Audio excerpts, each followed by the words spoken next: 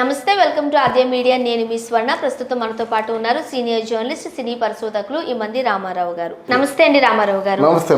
రామారావు గారు, రేపు మళ్ళీ పెళ్లి సినిమా నరేష్ గారు, పవిత్ర లోకేష్ గారు ప్రధాన పాత్రలు వాళ్లే యాక్ట్ చేశారంటూ కూడా వస్తున్న నేపథ్యంలో రేపు రిలీజ్ అవుతుంటుంటే రమ్య రఘుపతి గారు ఒక పిటిషన్ వేశారు.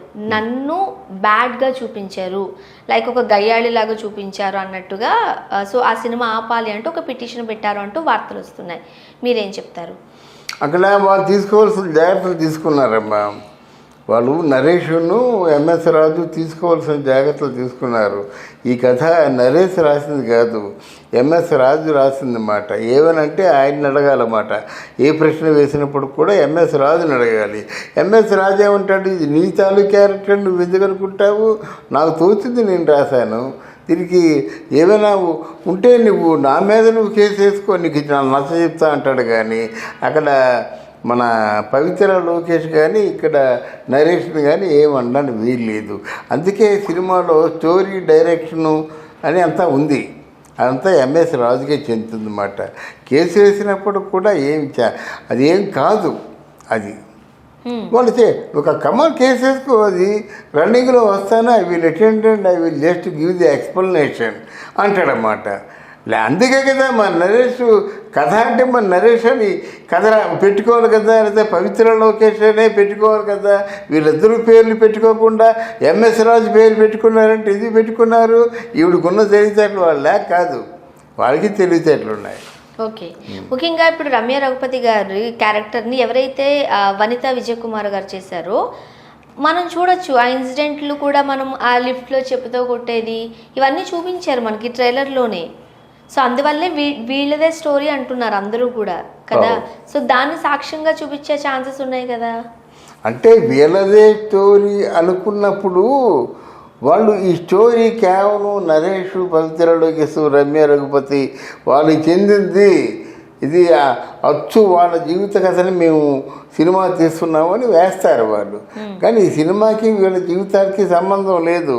ఎంఎస్ రాజు రాసిన కథ కనుక ఆ కథ ప్రకారంగా ఆ క్యారెక్టర్లు అలా బిహేవ్ చేశాయి.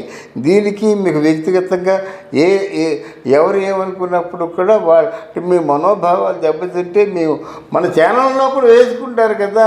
ఒక ఇంటర్వ్యూ వేసినట్టయితే ఇందులో వెలిపించిన అభిప్రాయానికి మాకు సంబంధం లేదు, అందులో కూర్చున్న వాళ్ళ తాలూకు మనోభావాలు తప్ప ఇది మాకు ఛానల్కి వీటికి సంబంధం లేదని ఇంత తాటిగా అంత అక్షరాలతో రాస్తారు కదా. అలాగే సినిమాలో కూడా రాశారు. సినిమాలో ఇక్కడ పెద్ద ప్రమాదాలు ఇది కొంపలు మునిగిపోయేది ఏమి లేదు. పెడితే కేసు పెడితే నేను రాశాను కథ అంటాడు. నీకు ఎలాగొచ్చింది ఈ కథ, ఈ ఇన్సిడెంట్స్, ఈ సందర్భాలు, ఈ కాంటెక్స్ట్ ఎలాగొచ్చాయంటే నాకు వచ్చింది, నాకు అనిపించింది, నేను రాశాను అంటాడు. వాళ్ళు అడుగుతారు, ఈయన చెప్పాడు. అంతేగాని ఇందులో పెద్ద కొంపలు మునిగిపోయేది ఏమి లేదు. అయినా సినిమా అంతా అయిన తర్వాత ఇప్పుడు పేజీ పెట్టడం అన్నది అది అంత మంచిది కాదు. అది ముందే పెట్టాలి. సినిమాతో రేపు రిలీజ్ అనగా ఇవాళ కేసు పెడితే వీరి మార్గాలు ఉండవా, వీరికి ఇంకేదో మార్గం ఉంటుంది, అది తప్పించుకుంటారు, సినిమా రిలీజ్ చేసేస్తారు. అది అంటే వీళ్ళు కేసు పెట్టడం ద్వారా కొంచెం అడ్వాంటేజ్ అవుద్ది. ఎలాగంటే రమ్య రఘుపతి కేసు పెడితే ఇందులో ఏముంది కనుక రమ్య రఘుపతి కేసు పెట్టిందిరా, తప్పకుండా ఒకసారి చూద్దాం అనిపించేటువంటి అవకాశం ఉందన్నమాట. అండ్ ఇంకొకటి, మొత్తం అంతా మనము న్యూస్ ఛానల్స్లోను, వార్తాపత్రికల్లోను ఈ ఇన్సిడెంట్స్ చూసేసాం కాబట్టి అవన్నీ ఇందులో ఉన్నాయా లేదా, పబ్లిసిటీ ఇది ఎంత పెద్ద రైజ్ అయితే అంత మంచిది మాట. అదే రమ్య రఘుపతి ఇటు మాట్లాడితే పవిత్ర లోకేష్ అటు మాట్లాడుద్ది.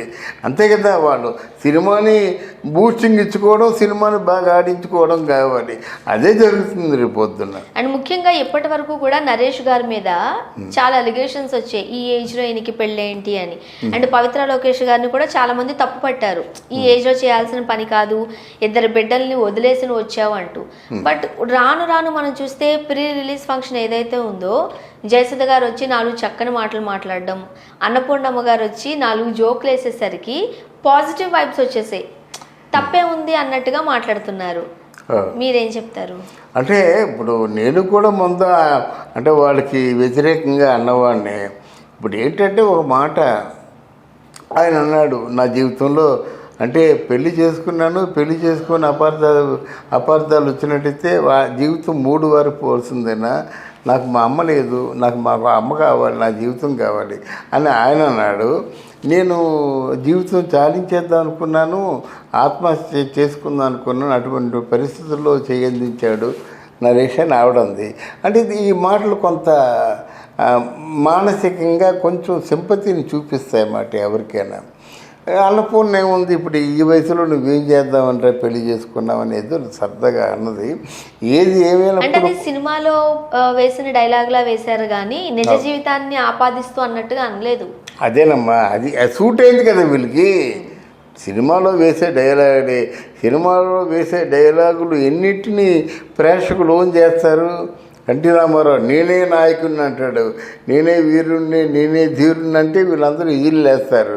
అంటే మనం జనాలు ఆపాదించుకుంటారన్నమాట. అందువల్ల ఇక్కడ వీళ్ళు అనుకున్న మాటలకి ప్రేక్షకులు కూడా అవును ఇది కరెక్టే కదా అనుకుంటారన్నమాట. ఏదేమైనప్పుడు కూడా రమ్య రఘుపతి వేసినటువంటి ఈ కేసు కొంచెం తొందరపాటు కేసుగా మనం చూడాల్సి ఉంటుంది. ఇక్కడ ఓ సినిమా మీద దెబ్బతీయడం ఎందుకు, సినిమా కష్టపడి సినిమా తీశారు, ఇంతమందికి కష్టం ఆ సినిమా. వ్యక్తిగతంగా కేసులు పెట్టుకుంటే పర్వాలేదు కానీ సినిమాలను ఆఫ్ చేయడం ఇవి ఎందుకో నాకు పడదమ్మా. ముఖ్యంగా రమ్య రఘుపతి గారి క్యారెక్టర్ను వనితా విజయ్ కుమార్ తో వేయించడం కూడా ఏదో ఉద్దేశంతోనే అన్నట్టుగా కూడా కొన్ని వార్తలు వచ్చాయి. ఎందుకంటే ఆమె కాస్త బోల్డ్గా ఉంటారు కాబట్టి అన్నట్టు.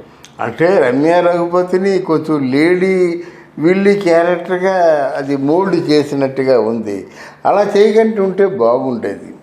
ఇప్పుడు క్యారెక్టర్ని ఈయనకేదో కసిదేరా నీ లేడీ విల్లీ క్యారెక్టర్గా చేసినట్టుగా ఉండబట్టి మరి ఆ క్యారెక్టర్ని కొంచెం బాధ, అంటే చూసేవాళ్ళు ఇది నా సినిమా అంటారన్నమాట. ఇది ఒక చిన్న సంఘటన చెప్పమంటావా? తూర్పు పడమర అనే సినిమాలో 100 రోజులు ఫంక్షన్ అయింది, 100 రోజులు అయింది. అందులో నేను అప్పుడే అంటే దాసరికి అన్ని పిల్లలు పోడజేయకని రివ్యూ రాసా. ఇది ఎప్పుడు మాట 74లో దాసరికి అన్ని పిల్లలు పోడజేయకు, నువ్వు పుట్టలేదు కావాలి అప్పుడు రాసా. రాస్తే 74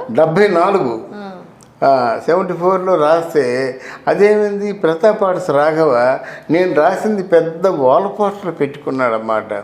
ఒకసారి రమ్మని చెప్పాడు, వెళ్ళాను. వెళ్తే అక్కడ తూర్పు పడమర సినిమా ఉంది, 100 రోజులు అయ్యిందన్నమాట. తూర్పు పడమర సినిమాలో ఆయన ఏం చేశాడు, తూర్పు పడమర ఘన విజయానికి కారణం ఇలా మేఘం వేసి కొట్టేసి అంటే మేఘం అంటే ఇప్పుడు మేఘంలో దాసరి నారాయణరావు గారి పేరు ఉండేది అన్నమాట. మేఘం వేసి కొట్టేసి ఆఫీసు బాయ్ గోపాల్ అని పెట్టాడు. అంటే ఈ విజయానికి కారణం మేఘం కాదు, దాసరి నారాయణరావు కాదు, ఆఫీసు బాయ్ గోపాల్ అని పెట్టాడన్నమాట. ఎందుకలా అంటే ఆయన కోపం ఆయనకి పడదు. అప్పుడేదో గొడవ జరిగింది. అంటే ఈ మేఘం కాదు, ది సోకాల్డ్ దాసరి నారాయణరావు కాదు, ఈ ఆఫీస్ బాయ్ గోపాల్ కారణం అన్నాడన్నమాట.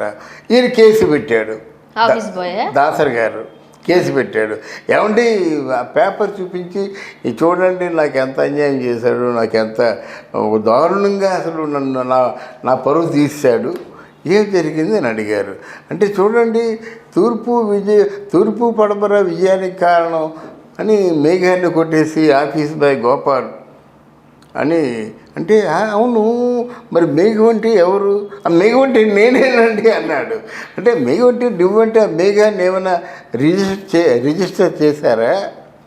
మేఘం అంటే నువ్వు అంటున్నావు, మేఘం అంటే నేనే అని బాలచంద్ర అంటున్నాడు.